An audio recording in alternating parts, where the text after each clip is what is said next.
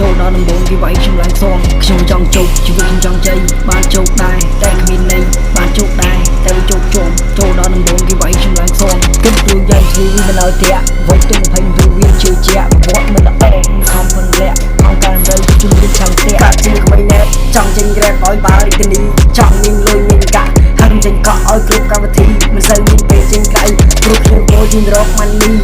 I change all everything for my mind and my baby I do not the best តែខ្ញុំធ្វើឲ្យវាមានន័យទោះវាមិនសូវជាល្អតែខ្ញុំខំព្រោះចង់ជោគជ័យ